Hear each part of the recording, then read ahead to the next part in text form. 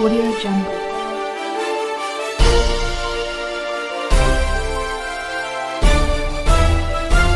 Audio Jungle. कंधरामा report कर रहियो आहे नवीद मुस्तफ़ा कांधड़ो।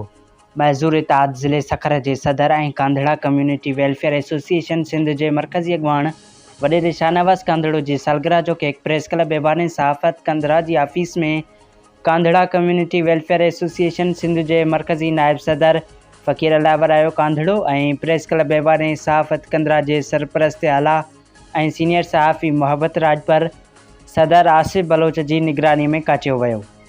उन मौके ते सीनियर सहाफ़ी मोहब्बत राजपर सदर आसिफ बलोच, शायर Zamir Jagirani, general secretary comrade Inayat Jagirani, सहाफ़ी गुलाम अली राजपर, शायर GM Kandhro, Kandhra community welfare association Sindh जे मरकज़ी नायब सदर Faqir Alavrayo Kandhro, Kandhra community welfare association Sindh जे मरकज़ी अॻवान ख़ज़ानची वसीम अहमद कांधड़ो ऐं कांधड़ा इतिहाद जो हमदर्द सफदर कांधड़ो, अब्दुल सत्तार कांधड़ो, गुल हसन कांधड़ो, मोहम्मद अमीन कांधड़ो ऐं मोहम्मद रजीब कांधड़ो जन सिंध जी सुखड़ी अजरक वॾेरे शाहनवाज़ कांधड़ो खे उॾाया।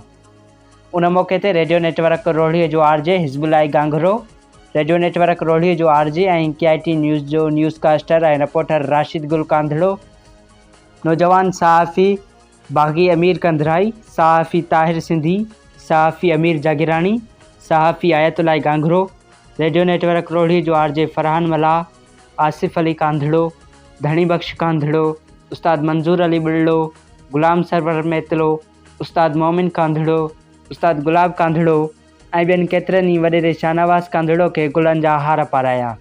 उन मौके ते सीनियर सहाफ़ी ऐं सरपरस्त आला मोहब्बत राजपर, सदर Asif Ali Baloch, general secretary comrade Inayat Jagirani, शायर GM Kandhro, Kandhra community welfare association Sindh जे मरकज़ी नायब सदर फ़कीर अलावरायो कांधड़ो जन वॾेरे शाहनवाज़ कांधड़ो जी ज़िंदगीअ ते रोशनी विधी।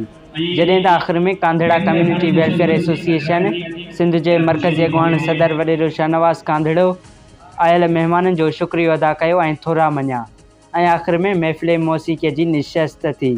उन मौके ते फ़नकार मोहम्मद उर्फ़ जलाल मला ऐं ॿियनि पंहिंजे फ़न जो मुज़ाहिरो कयो। Audio Jungle.